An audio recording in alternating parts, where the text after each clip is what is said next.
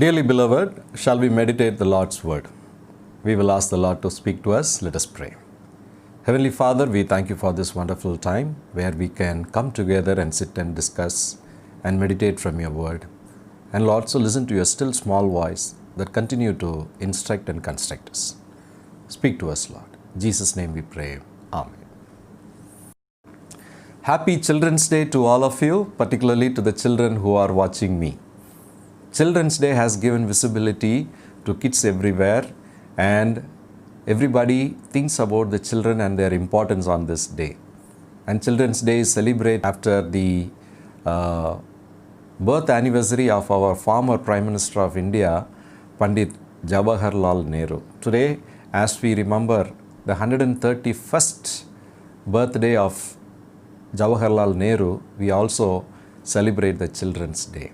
If one person who gave importance to children is inspired for the whole nation to follow him, how much the Creator God who gave importance to children can become the great source to think about the importance of children and even to celebrate Children's Day in the name of Jesus. That is the reason the church also today has to focus upon the importance of children's ministry and also the children who are given in our hands. So dear friends, I would like to take a break from our regular series of studies from the nature of God and also the Spirit and all the functionalities of Holy Spirit in us. And today I would like to bring your attention to the focus on children. And I have titled today's sermon as Kids Ministry and Death Penalty. Kids Ministry is a very light subject, but why death penalty is added to it, you may ask. Yes, it is very, very strong. Children's ministry is the most neglected area today in many, many churches. Adults, we give least importance to children and their soul. But Bible gives very strong warning of not giving importance to children's ministry. You know something? At one point, Jesus told that a millstone should be hung around the neck of a person who put obstacles to a child, before a child, and then he should be drowned in the depth of the sea. In Matthew chapter 18, in verse 6 onwards, we read, But whoever causes one of these little ones who believe in me to sin, it would be better for him if a millstone were hung around his neck and he were drowned in the depth of the sea. Woe to the world because of offenses, for offenses must come, but woe to that man by whom that offense comes. So dear friends, in the Old Testament, in Deuteronomy chapter 24 and verse 6, we read, a millstone should not be given for pledge, even a part of it, either upper part or a lower part, because it is equal to pledging a person's life, and God will never allow that. But here he says, take a millstone, hang it around a person's neck, it will strangle him, and still you put him down into the waters of the sea and then drown him in the depth of the sea. Why so strong? Can you understand the importance that Jesus Christ gives to the life of children? The church should pay attention to what he is teaching us. Otherwise, even if we do very well in all the areas, and if we have neglected the words Jesus Christ taught about the children, and if we do not follow that, who knows if a death follows us? And you may not know until God reveals it. But it's very important for us to know that this is a teaching that Bible gives. Jesus Christ has very explicitly given. So in this context of this verse in Matthew 18, we are going to understand the importance of children's ministry just as taught by Jesus Christ. The context of this Matthew 18 is, disciples are coming to Jesus saying, who is greatest in the kingdom of heaven? There is an ego problem and they are claiming themselves to be great among others. And immediately Jesus calls a little child, set him in the midst of them and say, unless you are converted and become as little children, you will by no means enter in the kingdom of God. You forget about who is big. You will never enter into kingdom of God unless you become like children. And you need to have the humility as a little child. He will be the greatest in heaven. In what kind of a humility? We'll come to that. And first thing he says is, receive the children in my name. In verse 5, receive the children. Whoever receives one little child like this in my name receives me. Children are given by gift by God to us. When God has put His breath into the nostrils of the children and sent them into the world to live, and we have received them in our life, He sees how much of importance we are giving to the precious property God has given us. Even we were sent into this world once as a child, now we are grown. But we should not neglect the same thing when a child is given to us. We should not neglect the importance of a child as God gives importance to it. We have to receive the child in the name of Jesus. The Lord has sent the children. The Lord has sent the child to this world. Now I must receive him thankfully. And therefore today I want to give importance to the life of a child. That should be our attitude. Receiving a child in the name of Jesus means even leading a child to Christ. Maybe this is the reason even the churches are having a tradition of child dedication. We are presenting the child before God, and the parents take the promise and oath saying, this is a child from the Lord and I will grow this child for His glory. And in time they have to teach the child so that the child will grow in every stature and grace and the blessings of God. You know something? This is also the basis for children's ministry. Yes, children's ministry is very important. Children's ministry is not childish ministry. It is very, very important that a child is led to Christ. Psychologists say when a child is led to Christ, three things happens in a child's life. Number one, if you present gospel, tell about God and lead a child to the commitment to Christ, the child, number one, will immediately receive Jesus in their heart. They won't ask questions like adults. They don't have doubts. They are not skeptic. They have that imminent, instant obedience. So the childhood is the best time to lead a child to Christ. That is what happens.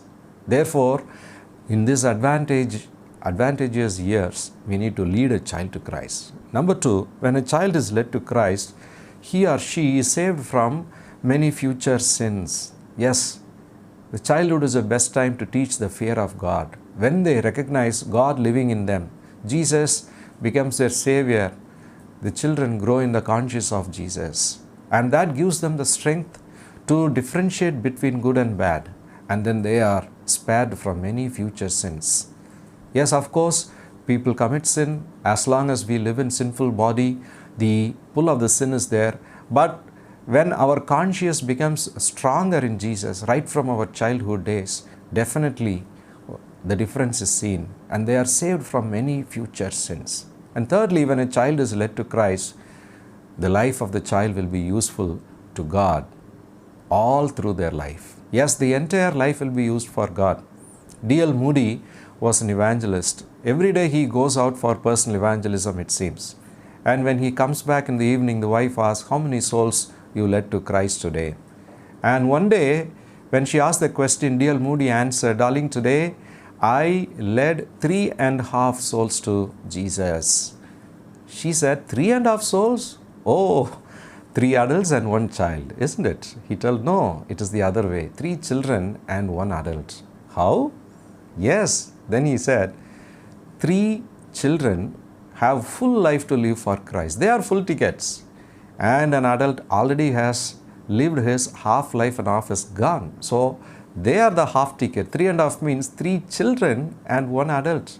Very true, isn't it? When we lead a child to Christ, these are the 3 things that happens. And the church has to take note. Everybody should take note. You know something? The children are growing. Very soon they will be out of the parents' control. They develop into adults and then they go to live on their own lives. Who knows, they will be in your controls or not. They may not be in your controls also because they are more exposed and then we depend upon their growth of knowledge. So they may go out of our hands, and which is very true today.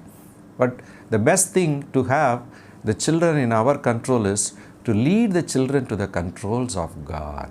Yes, when they receive Jesus as their personal Savior and Lord, when they commit themselves to the leadership and the management of Jesus' presence in their life, they will be in the controls of God and then they will listen to us. They will consider us. Imagine our own life. If at all we have some respect for our children, for our own parents, it is because we have the respect for our God and we are under His control, isn't it? So keep these things in mind. The church has to do all these things even as a part of their ministry. Children's ministry is very important in a church. I would say, do not choose a church that doesn't bother the children's lives, that doesn't have a Sunday school, that doesn't give importance to children. You will be losing your child forever, and Bible teaches, woe to a man that put obstacles for a child to come to Christ.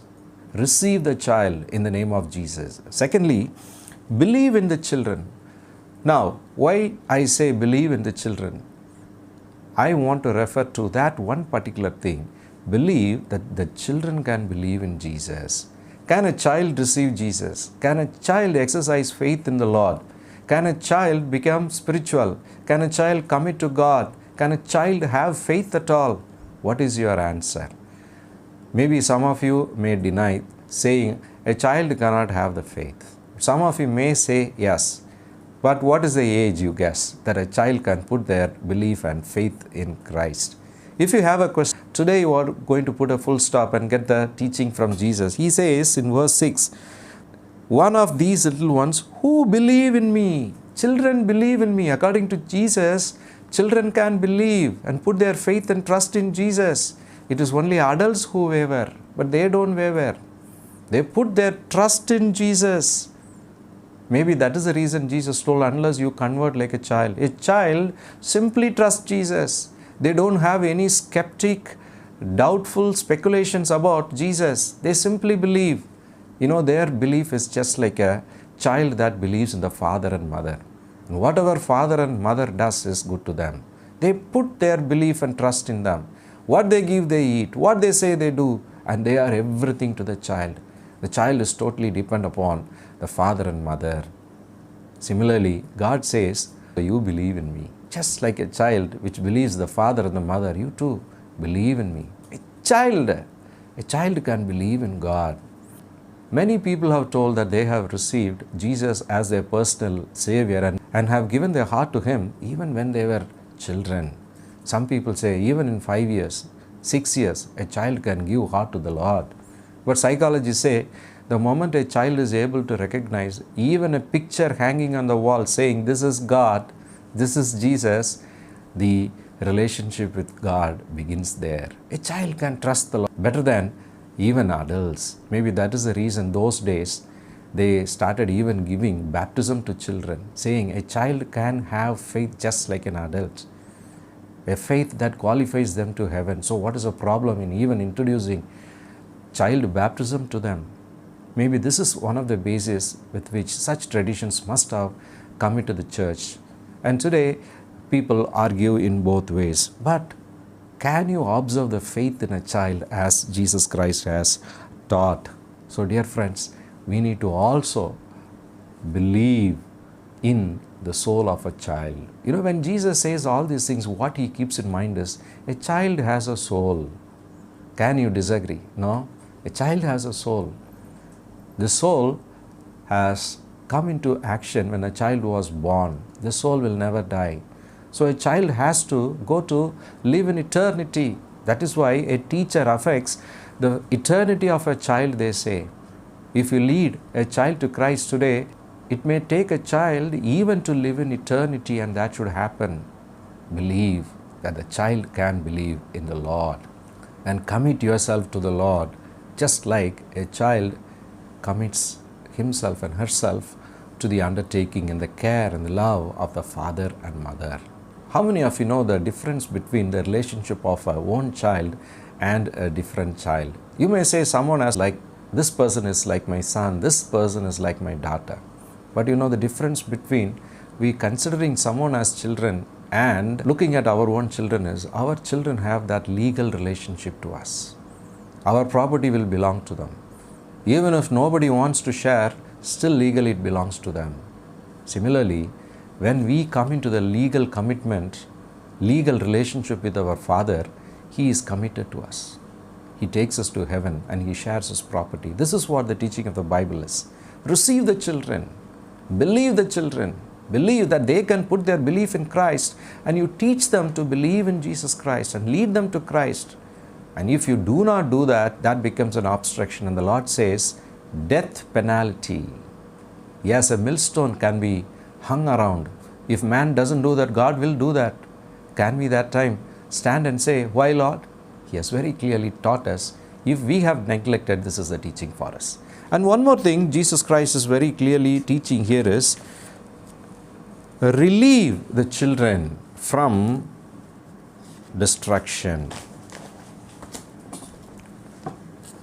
Relieve the children from destruction. Relieve the children from eternal death. Where I got this point from? I get this point from the verse 10 and verse 14 here. Jesus says, take heed that you do not despise one of these little ones. Don't despise even one of these little ones. Think about the children that comes before your eyes, your own children or someone else's children. Children everywhere, children in the streets, children in the slums, children in the orphanages, children who are thrown in the streets. Everyone, don't despise them. Take heed that you do not despise one of these little ones. For I say to you that in heaven, their angels always see the face of my Father who is in heaven. Is it true? It must be true, because Jesus told, an angel is given to a child, and then they give a report of their earthly life, of all those who bless the child, of all those who despise the child. Earthly life is given to the hands, and the Lord will properly compensate to a child that is abused, that is despised in heaven. But until then, it is for us to give importance to it. And the climax is verse 14. Even so, it is not the will of your Father who is in heaven that one of these little ones should perish. So Father's will is that not one child should perish. Perish from what? In John chapter 3:16, God so loved the world that He sent His only Son, Jesus Christ, that no one should perish but have eternal life. They should not eternally perish. God, the will of the Father is not one child perish. That means the will of the Father is every child should be saved for eternity. Salvation message is for them. And who is going to do that? Dear friends, the church is the family of God, the agent of God's mission on earth. And you and I administer the ministry of the church. If we do not know the basics of what church administration and the ministry means, woe unto us. Very strong message, isn't it? One of these little children should not perish. Is there a children's ministry in your church? You may say, yes, we have children's ministry, they are doing. No. Are you giving importance to it? There is a way to test if the children's ministry is properly happening in our churches or not. You know where to start from? You go into a church's budget and see there. How much of importance is given to the children's ministry as taught by God's word can be understood there. There is allotment for so many things in the budget, but very less for Sunday school. And very less importance for Sunday school. Problem starts there. If a child in our home fails in a subject, we are ready to spend thousands of money so that it will pass the subject, academic subject for earthly life that will pass away very soon. If a child is failed in spiritual life, how big is the loss? How much are we give importance to the salvation of our little children? Dear friends, what is your budget? Once I remember in our own church where we as a committee sat and discussed about how to grow the ministry of the church. What all are the areas that we need to spend for and allocate in our budget? When we talked about mission and social service, it was very less. And then we discussed so much of money we spend, what is the returns? If a child can come to Christ, how much more we can work among the children and serve them? How much more we can take care of their life and the soul? So we decided to spend more for the children in that year. We conducted vacation programs and so many other things. And God blessed our church and our ministries. Children's ministry is not childish ministry, as I told. It's a strategic ministry.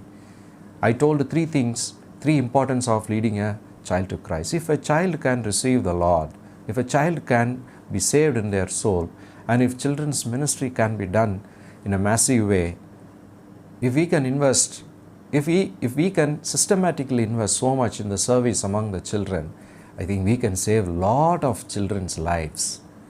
And and bring them close to God, isn't it? It's a strategic ministry. It is a strategic thing that we look into the children's life, look into the children's ministry. Today, for a Sunday school, even to set up a Sunday school, very less importance is given. Teachers are not trained. They are not passionate. They are not committed. They don't know the importance of the children. And they don't prepare very well. They simply come and do something because of compulsion or just for a kind of a desire. Is that the way to give importance to children? How much more they should be trained? I would appreciate even if there is a B.Ed given to all the Christians who wanted to involve in the children's ministry. And sometimes we conduct children's ministry, that also become namesake. And sometimes we also bring good, talented and able people to do children's ministry, but they do all sorts of things. They tell stories, they do entertainment programs, they dance, and then they give gifts. But finally, ministry has not happened and the soul is not won. And dear friends, many people today come to children's ministry even without knowing what is salvation and without knowing what is a ministry to the children, without knowing how to lead a child to Christ. But programs are happening, whereas true ministry is not happening. Tell me now, have we not neglected the children's ministry in the way the Lord has wanted us to do? Time for the church to get up. Time for the church to arise, to look into the concerns of the ministry of the church, to take the words of God very seriously, to lead the children to Christ. And once we lead the children to Christ, we are preserving their future and our future if they are walking in the fear of the Lord, if they are the good citizens of the nation, if they form a healthy decision-making body of the future. Do you think that we also will be respected and our future will be safe in their hands? And the Lord has given that task to us. He has taught enough. He has given the instruction in a very strong way. It is for us to pray and involve. Let us pray. Loving Jesus, thank you for giving the children as a great heritage from the Lord. They are in our families. They are in our society. They are in our church, neighborhood, everywhere. But Lord, we have been neglecting the ministry and the service that the church should offer to them. Thank you for, Lord, bringing this striking truth to us. Oh, they have a soul and we affect their eternity. It is given in our hands. If we fail, and there is penalty, very serious ones. Now we come to you asking for giving us, Lord, the enlightenment, and also give us the ideas to promote the ministry and the service to the children and to work for their well-being in Christ, that, Lord, they will be able to build a stronger and better future, so that, Lord, our generation will be saved for Christ and they will grow as a healthy beings in Christ. Bless the ministry, Lord, among the children and use us, open our eyes, and, Lord, help us to be in right action. In Jesus' name we pray. Amen.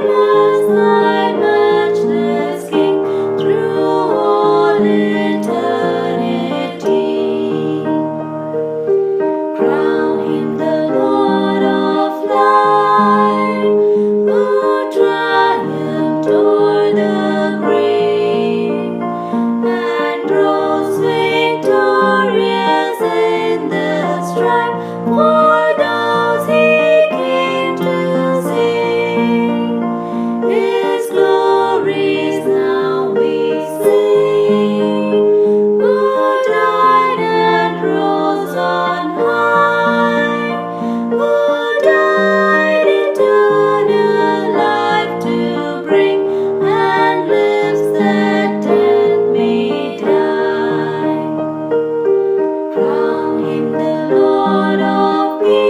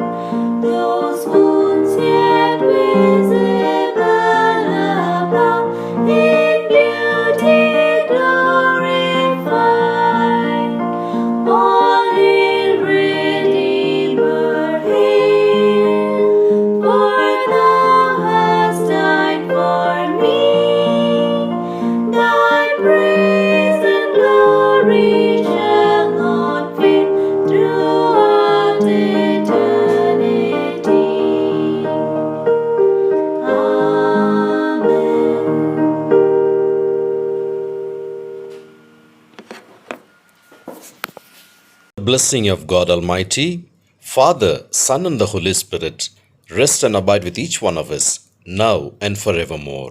Amen.